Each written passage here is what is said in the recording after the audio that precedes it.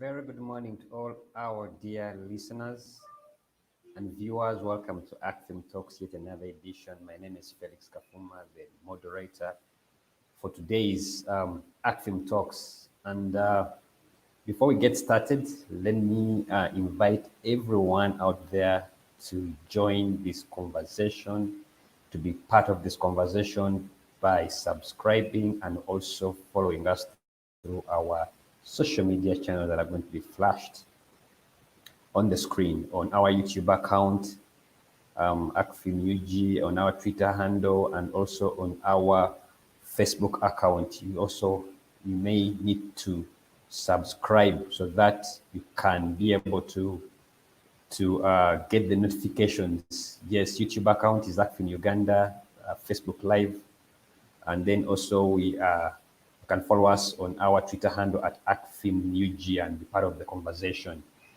And also subscribe so that you can get the notifications on when exactly the show is scheduled and you can be part of this conversation.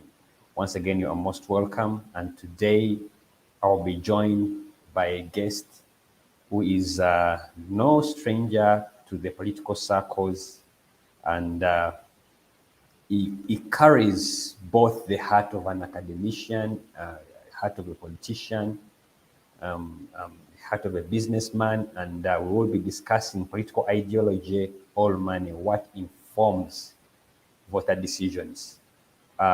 So our host for today, our panelist for today will be none other than Honorable Stephen Mukitale. I'm expecting him to be joining anytime soon, but as we wait for him, allow me to help the viewer out there understand why we are having Honorable Stephen Mukitale as part of this conversation as our preferred choice of panelist.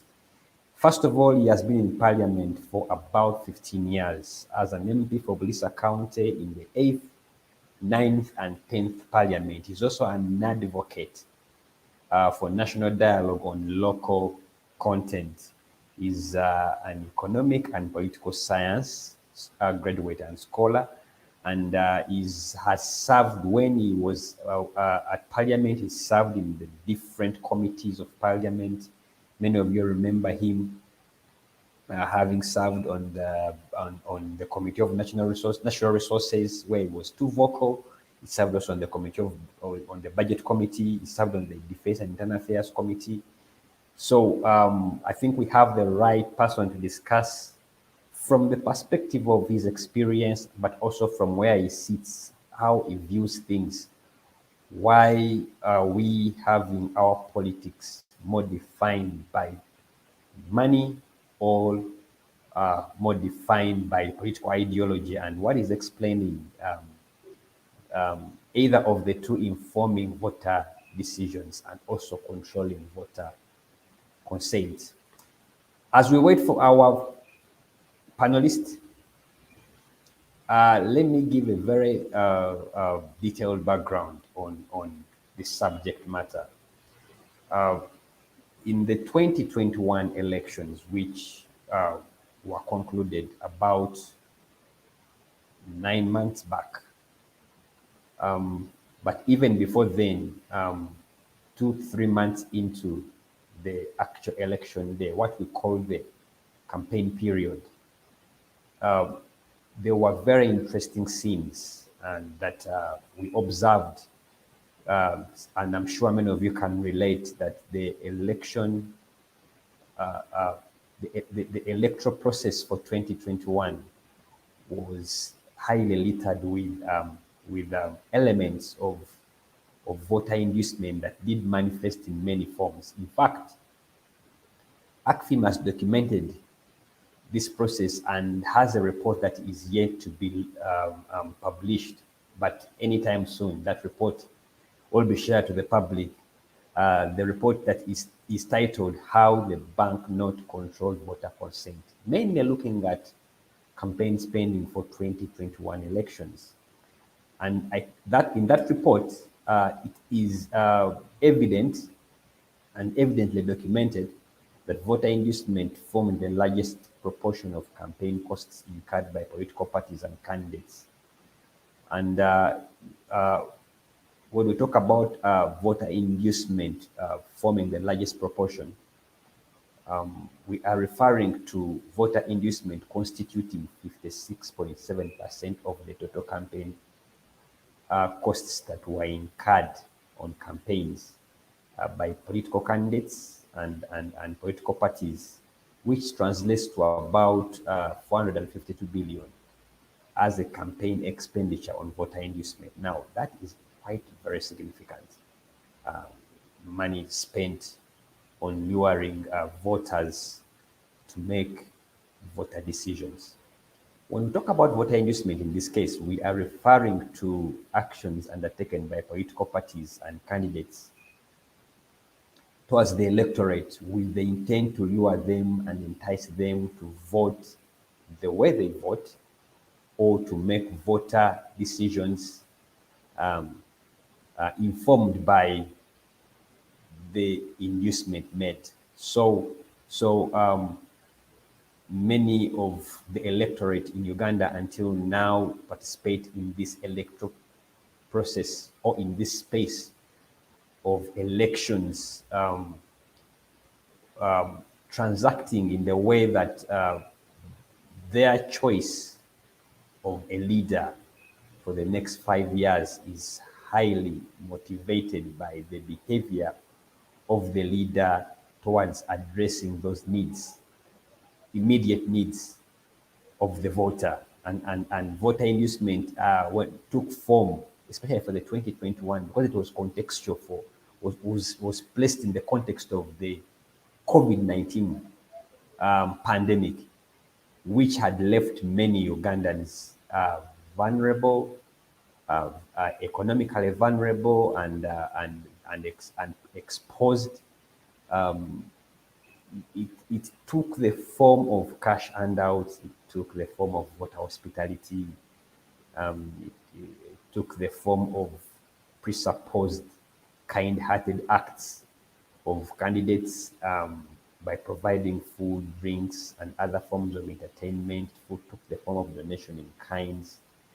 It took the form of community service, goods. I'm so sure many of you saw how the political candidates went out of their way to open up community roads, to rehabilitate community roads, to rehabilitate water sources, to rehabilitate hospitals, make donations towards hospital equipments, and during COVID, you would see many of them coming out to buy ambulances and even brand them with a message that the ambulance is donated by so and so as a candidate, and in exchange,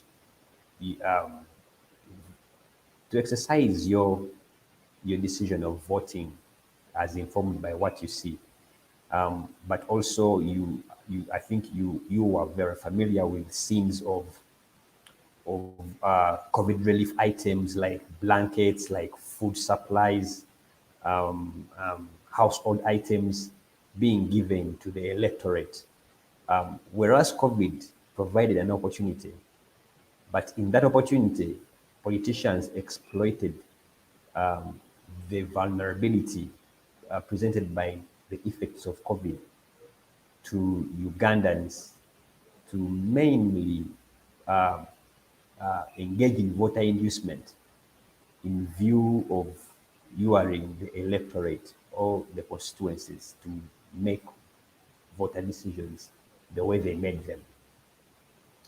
But the most formal voter inducement that really took place in hierarchy, you would see that the majority of the politicians took the path of providing cash handouts, but also supporting women groups, youth groups towards economic empowerment initiatives or projects. You would see many of the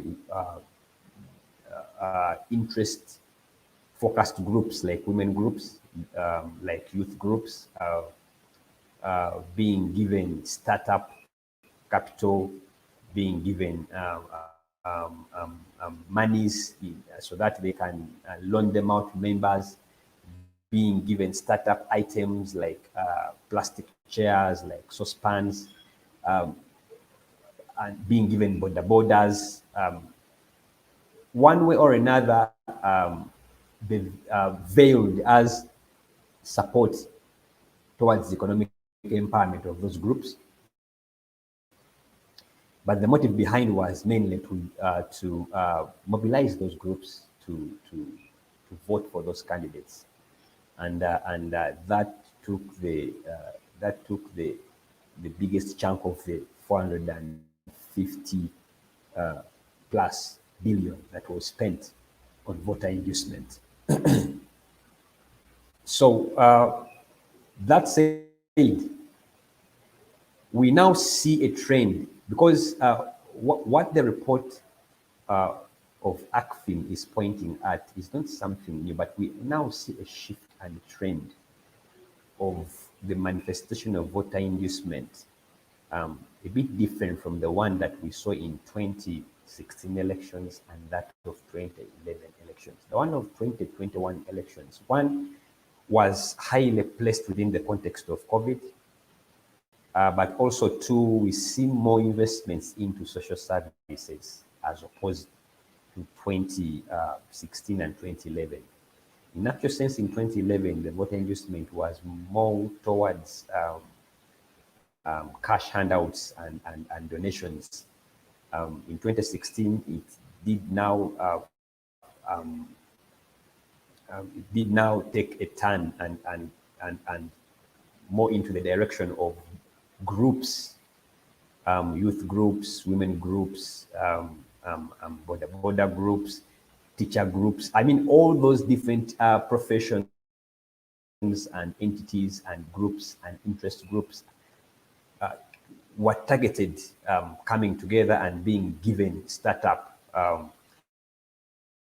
That continued in 2021, but also in 2021, we now see more relief towards COVID hit populations, but also we see more of investing in social infrastructure services. You see people invest in rehabilitating roads, like I talked about earlier. You invest more in constructing vocational facilities, constructing healthcare facilities, contributing to social services significantly. So we now see a trend moving upward that if voter inducement is now gradually transiting into now doing the exact what government should be doing, that makes the cost of contesting for elections much higher, because it is cheaper to provide handouts and to provide cash donations and than to now start investing in infrastructure development projects and social services. When you have your politics now graduating to that level of expenditure, it means that it's becoming very expensive to really contest or to really participate in that space of electoral politics as a candidate, but also as a political party. I want to have this conversation. I'm still waiting for Honorable Mukitale to join us and share. I have a couple of questions to really tease out these new emerging elements and the figures that are being presented by the report, but also from his perspective as a former politician and also as a former political contestant who probably at that time also came face to face with the behavior of the voters. Now, on one end, we've been talking about the behavior of political candidates. But also on the other end, we need to also talk about the behavior of the electorate, because there's always a demand side and there's always a supply side. And for the last 15 to 20 years, we've seen a shift in the voter rationality of especially voters when they come in this space, when they participate in electoral politics. Their motivators in that space being purely driven by short-term gains. The language of the voters, the behavior of the voters, the attitude of the voters towards political candidates during elections, and especially during electoral campaigns, is something that is of a big concern right now. There have been arguments that we should be doing we should deepen and increase civic competence among the electorate. But there's also another alternative narrative that has been put across that I think it's not an issue where the electorate do not know exactly that it's wrong to redefine the role of a politician and redefine the expectations from a political office or from a politician, but that a significant number of the electorate or citizens out there, I think, have a fair understanding of what a politician should do, but they are in a situation where their choices are a bit limited in the way they exercise their political choices. And that argument has been backed up by the reducing influence of government in providing social services and the gap it has created that now has to be filled by politicians as the leaders for their constituencies to address those needs that ideally should be provided by government, but government is failing to do. So when the electorate realize that government is absconding or abandoning its cardinal mandate of providing social services, then they turn to what represents government. And in this case, what represents government are the leaders. Is the MP, is the LC5, is the LC3.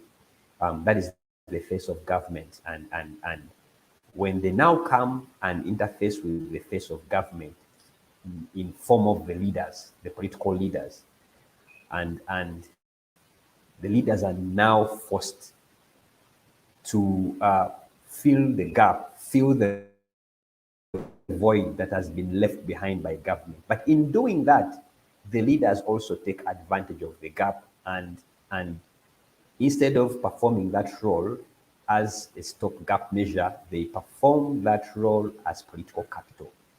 And then we see some form of a symbiotic relationship between the voters and the politicians. Politicians taking advantage of the gap to provide what government should have done. And in taking advantage, they also politic around their purported providing of service or a good. And then when they politic around it also, then the electorate realize that, okay, so this is what it takes to have ABCD. I can get that through my leader. And if I can get that through my leader, then that means that, okay, I can further also ask for other things beyond public goods. And I also become, I put my personal demands on the table. Yes, I can see some comments coming through, which I can read. Abel is saying money has become a major motivator for political socialization and electoral participation in Uganda. The relationship between voters and political candidates is more transactional than ideological. Very well true, because for starters, because when you are dealing with an electorate that is vulnerable, ideology is of no consequence. The immediate needs, the immediate demands are not necessarily, cannot be addressed by ideology. So anybody who comes and sings a song of addressing those immediate needs and demands will be more popular in the ears of the electorate than the one who will be preaching ideology. So it's also highly contextual depending on the vulnerability of the population. So I think, Abel, you have a point there, and it's very difficult for a poor, vulnerable electorate to be politically and ideologically well-oriented and make decisions informed by political ideology. That can't happen. In fact, it is very difficult to exercise rationality in political choices or voter choices when between you and your ballot there is a host of challenges, short-term, mid-term, long-term, and some of those challenges can be addressed by someone who is asking you to exchange your ballot for a short fix. For example, you need school fees, you need to pay medical bills, and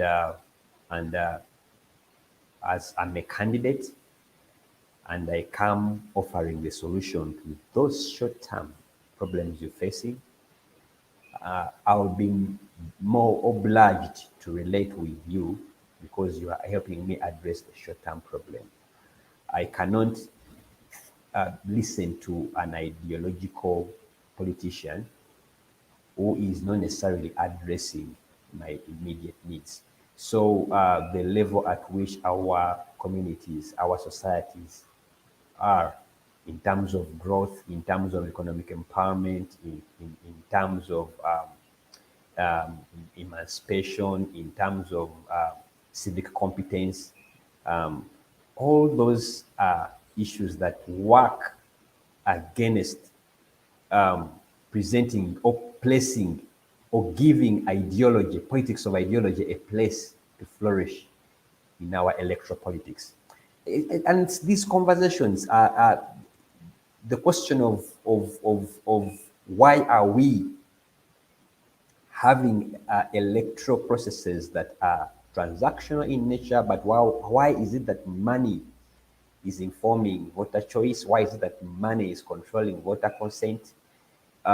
You cannot detach it from the context of the economy, the social, political, and economic state of our society, and discuss it like as if Uganda is at the same level like the developed economies of the West, and the developed democracies of the West. But that said, I think it is also important that we address these challenges in a manner that we preserve our democracy, so that we don't see the idea of democracy being cut short because of money dictating electoral outcomes. As we speak now, it is important to also look at the regional disparities that the report does point out in terms of voter inducement. For example, I was looking at that report, and it was very clear that candidates in the Western and Central Uganda spent more on voter inducement compared to their counterparts in the Eastern and Northern Uganda. And I think Northern Uganda is recorded to have posted the lowest spending by candidates on voter inducement activities and items. And there have been a lot of arguments trying to explain the regional disparities in voter inducement, why in actual sense contesting, for example, in Western region and Central region is very expensive, much more expensive than contesting in the Eastern and Northern region. And again, that will also go back to the economic status of the Western and the Central region compared to the Northern and the Eastern region, or where you have, for example, in the Western region, you have societies in that part of the country relatively slightly better off than our counterparts in Eastern and Northern. So any candidate who is contesting in those areas now has the negotiation chip is much higher than that candidate who is contesting in the Eastern and Northern. The quality of the electorate is a bit much more different. You have people who are economically more empowered in the Western and Central region, meaning that probably the things they would demand from a candidate would be social infrastructure. But even when you're giving voter inducement, where you give 5,000 in Northern region, you have add another 0 in the Western region. Because their level of vulnerability is not as much as that in the Northern region and in the Eastern region. So the disparities in voter inducement in the different regions of Uganda also speak to the economic status of those regions. We all know the poverty levels in the Eastern and the Northern region, and compared to the Central and Western region. But also, in 2021, the spending patterns on voter inducement in the Central region were also highly influenced by the NUP factor, the new party that came and was very strong in the Central region, and and provided a very stiff competition for NRM, the incumbent party, and for NRM to counter the force of NUP, it had to really spend massively in the Central region to endear, to mobilize, and sell their candidature in the Central region. So you see that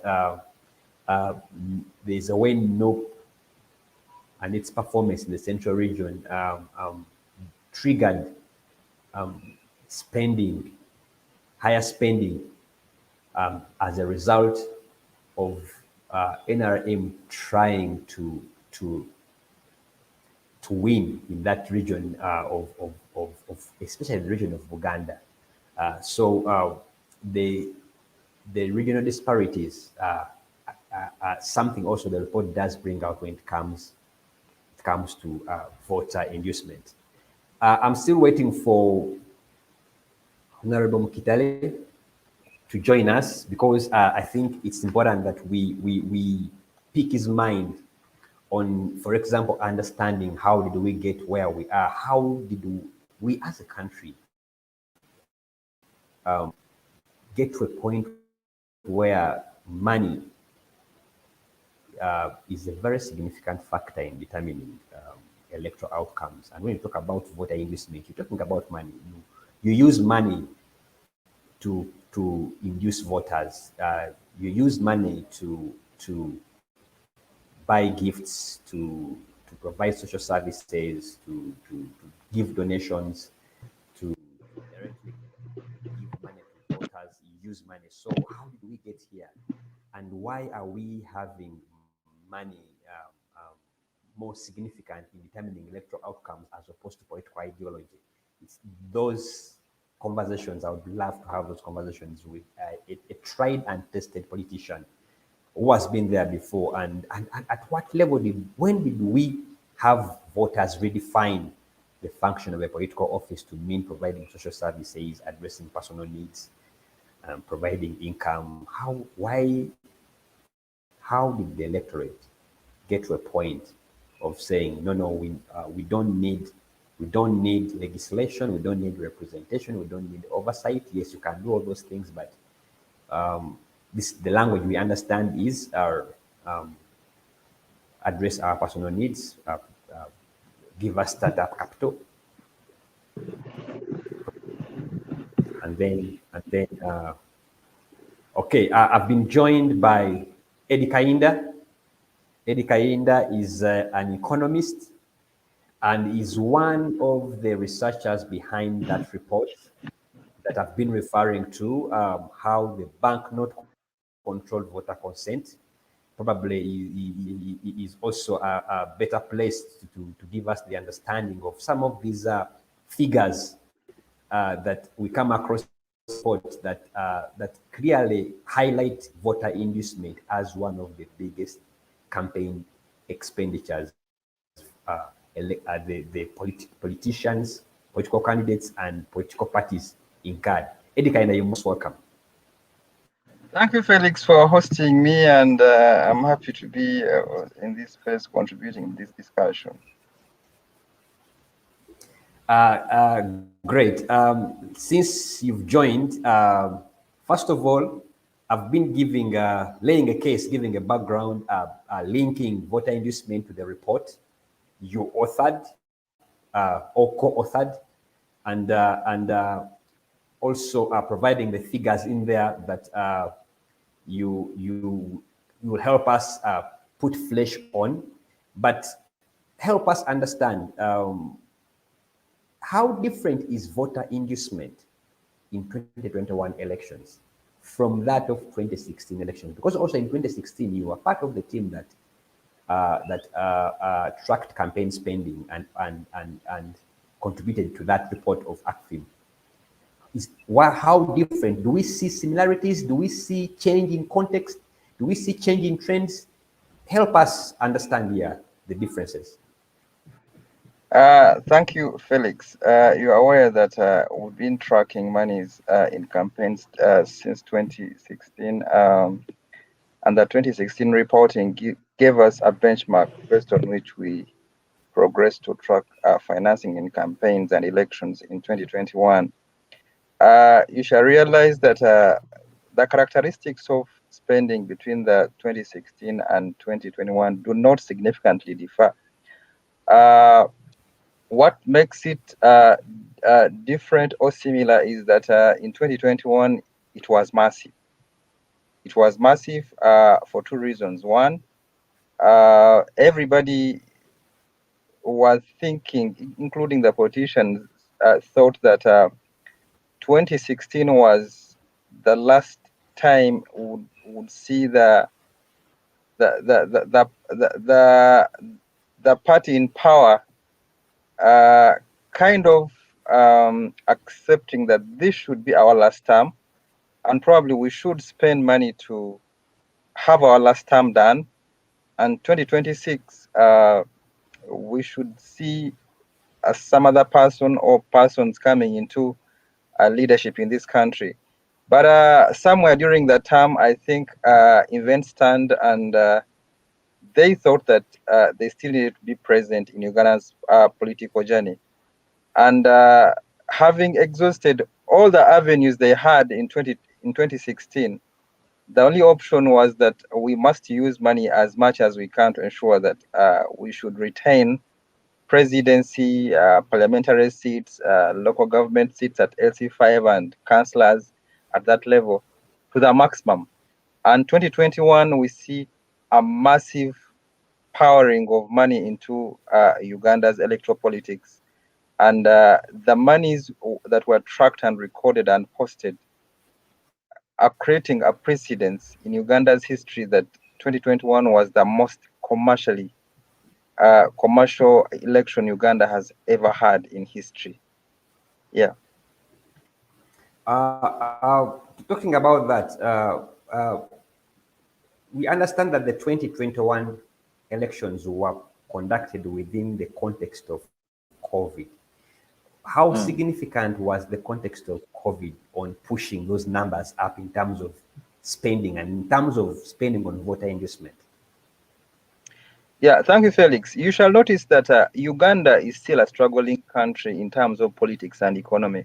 Prior to COVID, we shall realize that we were poor. We're poor, and we have almost about 23% of the population below the poverty line. But of course, that is variant.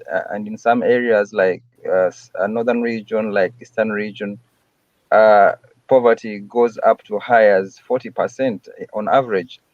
And remember that towards 2021, we had been promised that would get nearer or would be in the middle income status, which did not come. That was already a characteristic that Ugandans remained poor, and they still remain desperate in terms of access to social service provisioning. But then a hammer comes in, the harm of COVID. COVID shatters the economy, economic systems break down, financial services break down, production, demand and supply breaks down, and hell breaks loose. And people lose income, people lose jobs. So the only alternative they had was to look at this politician as a source of livelihood. And probably that must have been a key factor in escalating the vulnerability to voter bribery, and voters had no options other than asking money from the politicians. And from what we observed, you can really see that the voters had no option other than be beggars in their own country to ask money from politicians for service, but also for livelihood. Yeah. Interesting, interesting. Let's talk about the forms of voter inducement that are captured in that report. You point out, the report points out three of them being most significant.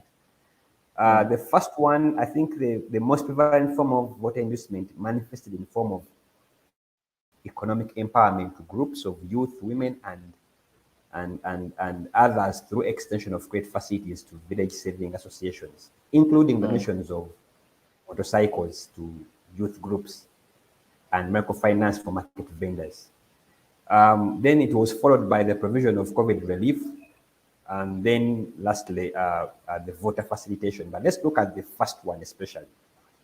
Uh, uh, is it so different from the way it manifested mainly in 2016? Is the difference in the magnitude, or is somehow is the order of which was the most prevalent form? You see, when you make a trend of Uganda's political transition, you shall realize that every time we have a new political cycle, it puts the youth and the women at the center stage of being the persons that are supposed to deliver the political parties to the political heaven. And if you've been observant to realize what the current NRM strategies, the strategies they have been using, coined within their political alleviation strategies, the plan for modernization of agriculture, the prosperity for all, the Chisanja Hakuna Mchezo, they've been fronting the youth and women as conduits of political delivery, and they hold a swing vote. The fact that Uganda, over 70% of the population is below the age of 35, and of course, the women using the fact of emancipation, and the fact that they're using the rhetoric of the presidency, the current presidency, bring them to the forefront of economics and politics. The NRM specifically that spent the highest amount of money had to ensure that they heavily facilitate these groups through their women groups, through their youth groups, to ensure that they skew their voter behavior towards ensuring that they vote a status quo. In the report, you shall realize that most of the monies were geared towards facilitating these groups. I can give you an example.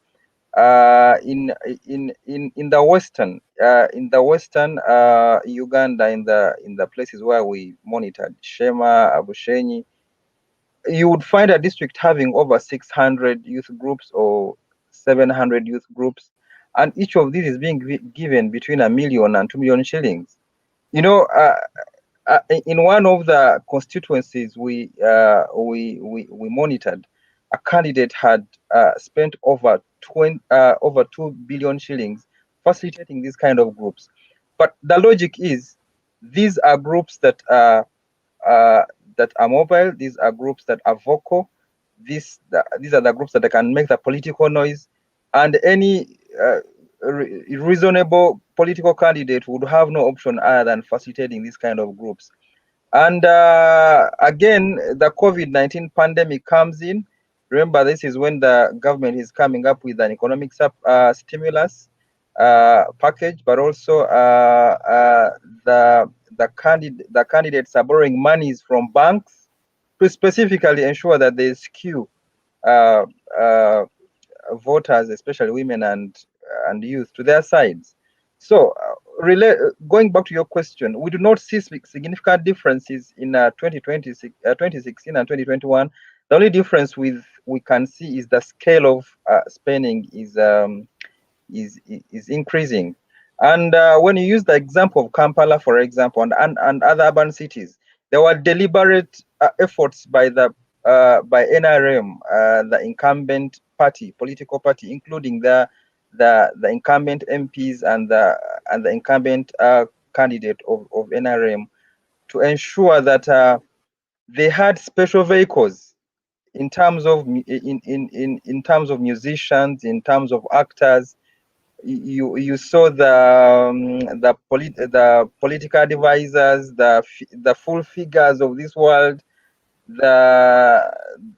all those ones, that were brought in to ensure that they organize these youth and bring them in, and they're given money probably to skew them towards supporting the emerging new political party that was trying to swing the vote towards ensuring that most of the youth support them. Thank you. Yes, Felix, back to you.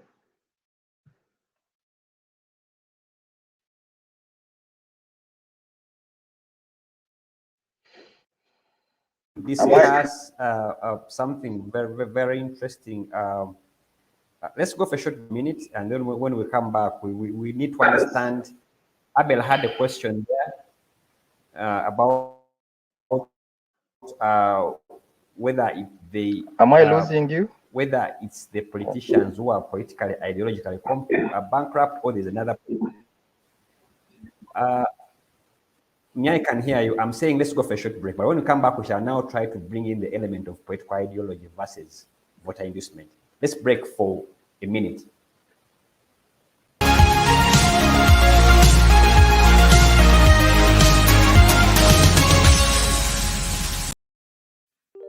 The monster of money politics is eating up Uganda's democracy. When you take money from a candidate, it means you are feeding the monster. Then you become a part of the problem. When a candidate who overspends on campaigns is elected, he or she will not represent voters but himself. He or she will engage in corruption to recover campaign money. Social services will not be delivered and the voter will suffer more. Voter, let's be wise. Give democracy a chance. Do not sell your vote. Focus on the issue.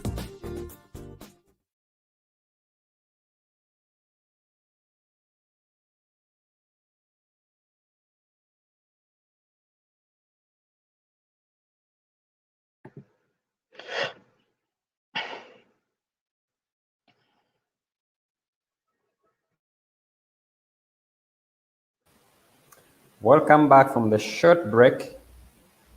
Before we broke off, we had Eddie Kainda, one of the researchers behind the study by ACFIM with voter consent.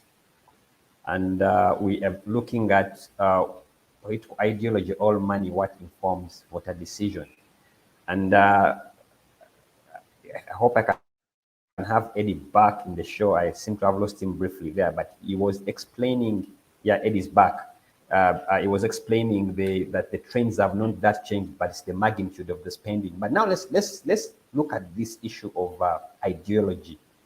Why, and to tie it in with the question of Abel, is that why is political ideology becoming irrelevant to electoral politics of Uganda and being substituted by transactional politics? Is it because our politicians are ideologically bankrupt, or it is because of the vulnerability of the societies now?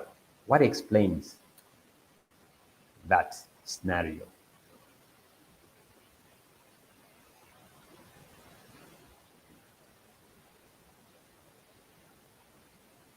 I Maybe was saying that, first of all, ideology in Uganda's politics is elusive. We have two types of categories. We have persons that have ideas that are financially poor. But also we have these persons that completely don't have any single ideas, but are financially rich. And if you go on the floor of parliament, you are not going to see any reasonable developmental ideas that over 70% of the MPs are putting up on the floor of parliament. But two,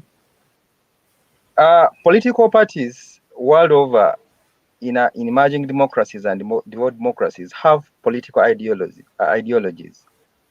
For example, when most of us follow the politics of the USA between the Democrats and the Republicans, every time they're coming in, they have a major political theme and a major political agenda they're going to drive in the next 4 or 8 years. They expect to be in power.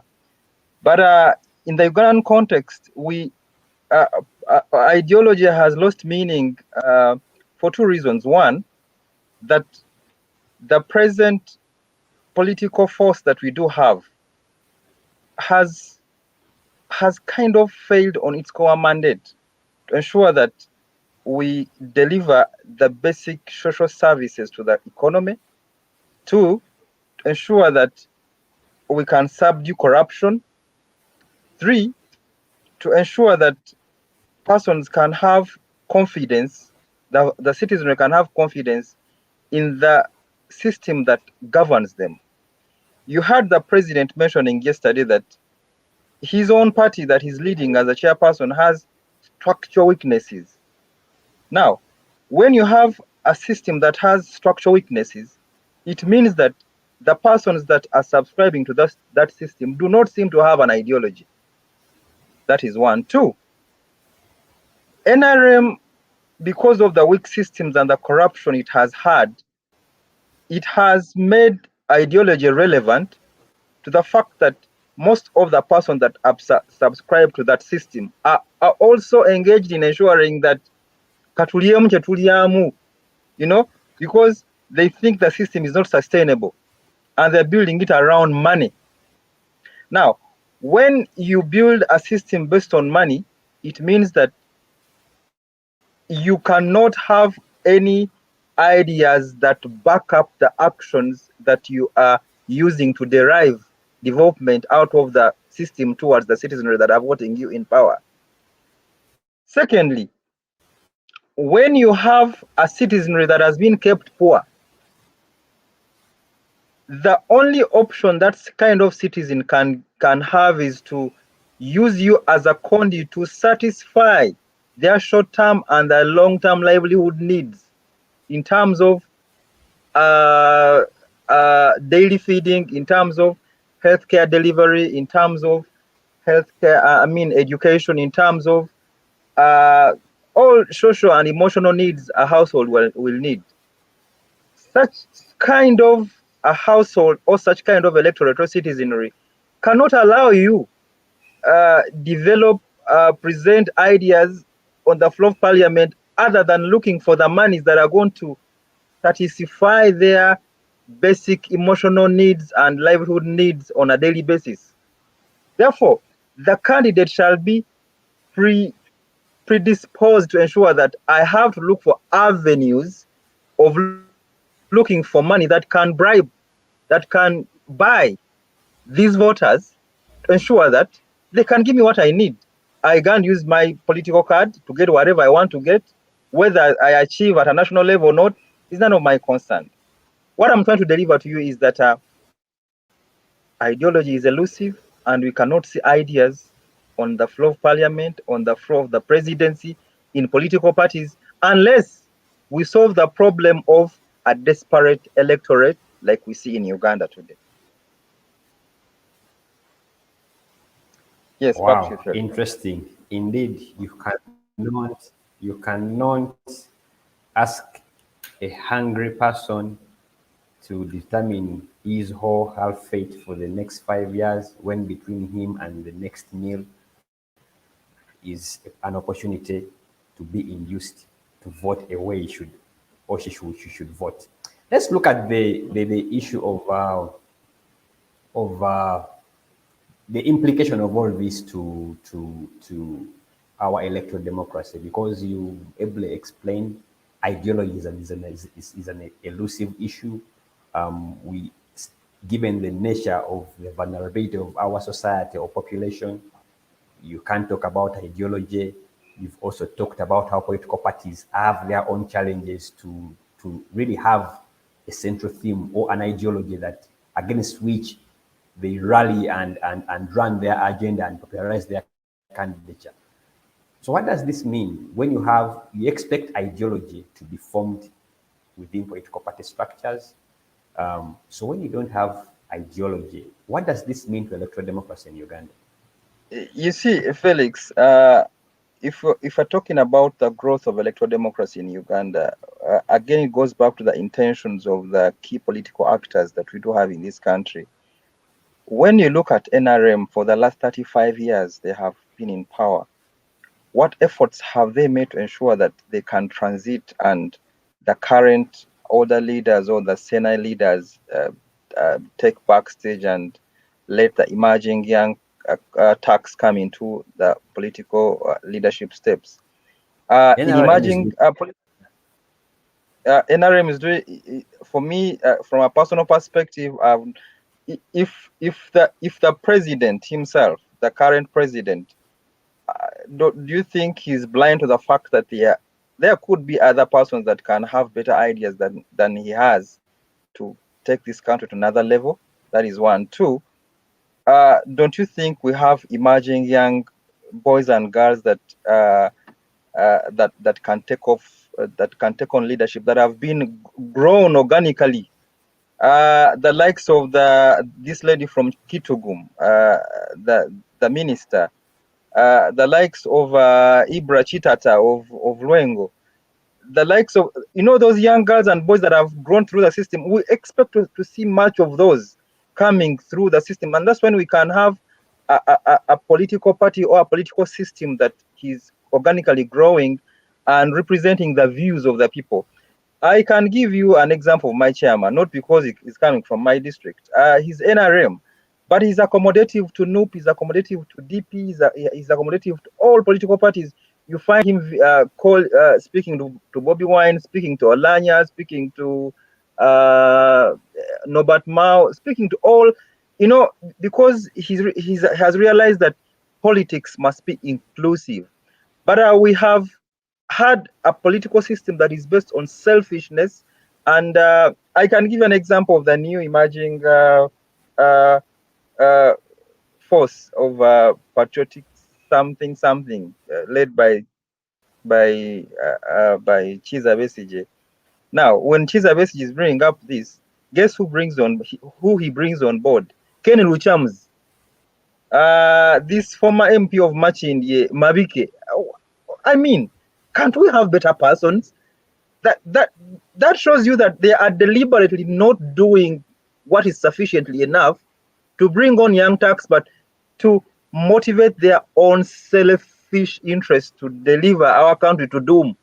I should say doom because better persons have not joined politics. No, they are there. You and I can join politics, but we have not had a fair. Our idea, my idea, and your ideas cannot fit within the senile political processes that we do have, and that spells doom to Uganda's political processes. I can assure you, we need to redefine whether we are in a multi-party dispensation, or we are trying to drive the agenda of individual forces that are selfish to the rights, to the emotions, to the physical needs of the people, or whether we want to take this country 6, feet down under in the way we are managing electoral processes. For me, I think we need to. I don't want to take this to God, because in one of the theories I've learned is that when you take things to God, it means that the forces of reason have failed. We still have avenues to reason these things logically, and rally Ugandans to come to the rescue of themselves and accept that they're at the center stage of determining who their leaders should are. And for you guys who are political science, you know that people elect leaders that are similar to their affairs, to their emotions, to their physical needs. So the kind of leaders we see is a replica of the people we do have. So we still need avenues of creating a lot of civic awareness, training, information, communication to tell people that, look, Uganda needs to be different, politics needs to be different. We need to embrace ideas. You don't need to be bribed 1,000 shillings to vote because somebody's giving you 1,000 and using that ticket for the next 5 years to deliver an election. I interacted with one of the candidates, and he mentioned that that candidate used over 2 billion shillings to enter parliament today.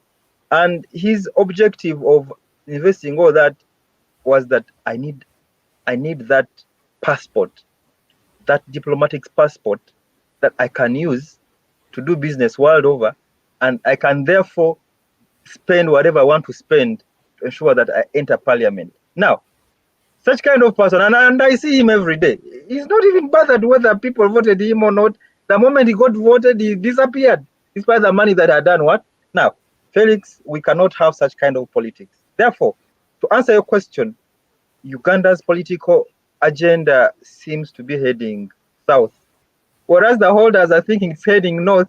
It's actually in a different direction, and we need to devise means of ensuring that we can now start skewing and orienting the campus towards either south or southeast or southwest as it points back into the north. Thank you, Felix. Thank you so much. We have about 2 minutes or under to the top of the hour, and I intend to be a Catholic in keeping time this time around. And I have just one more question, which is a parting shot from you. It's about the regional disparities in terms of voter inducement. Just a quick comment on that one, and your parting shot, so that we can close this at exactly midday.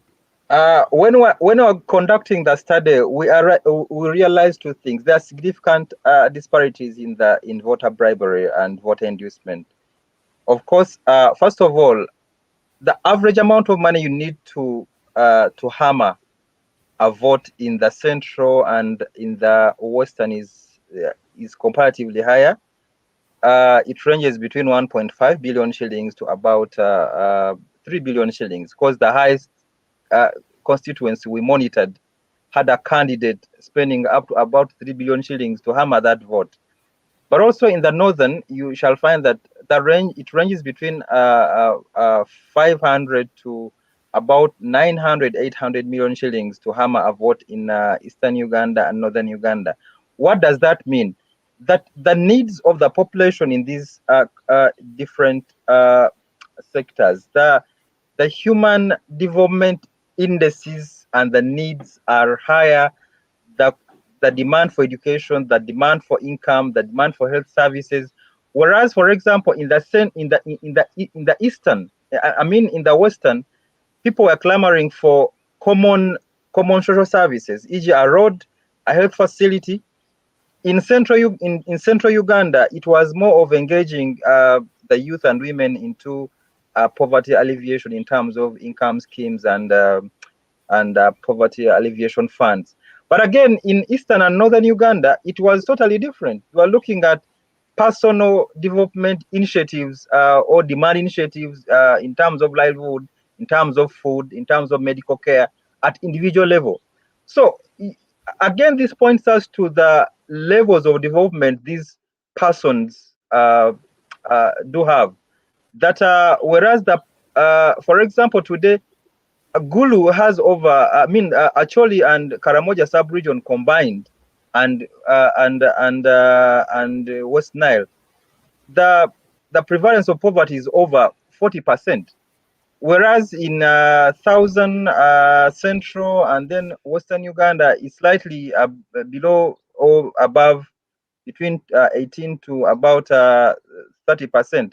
Now, these structural differences try to show you that probably there's a skewed political agenda to for the benefit of a certain region vis-a-vis the other region. But I don't want to take this discussion to that direction. But what I'm trying to mean is that whereas the northern and the west and the northeastern are badly off, it is now time for them to see that things must change. Unfortunately, these are the persons that vote NRM 100%. Now, who should blame? Should we blame themselves, or should they blame themselves, or should we blame them? It is time for them to realize that things have changed, and they should start having leaders that are going to clamor for their own needs as people that are badly off. But as we live, I advocate for a system that responds to the needs of the people, of course, which is far-fetched, based on what we do have. I like the current narrative that is in the country, where everybody seems to think that Bachua is invaded and they're not about to leave and they will just disappear. It means that persons should be able to tighten their belts and expect what God will bring to us. But as we live, I encourage Ugandans to still believe that the best can happen. But I would also want to advise Ugandans to be conscient. We are heading towards another electoral cycle, and probably the trends can be a little bit better than what we had in 2021 elections. And thank you so much.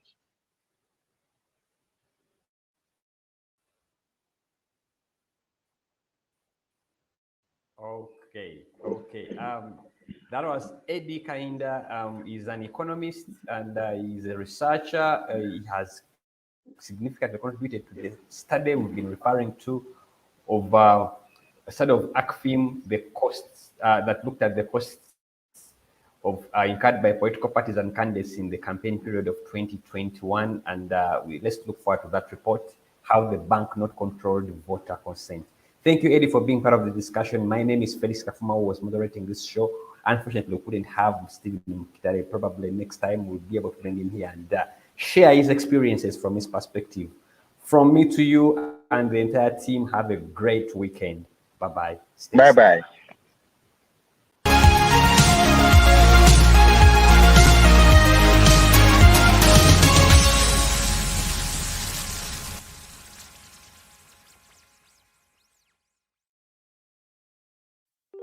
The monster of money politics is eating up Uganda's democracy.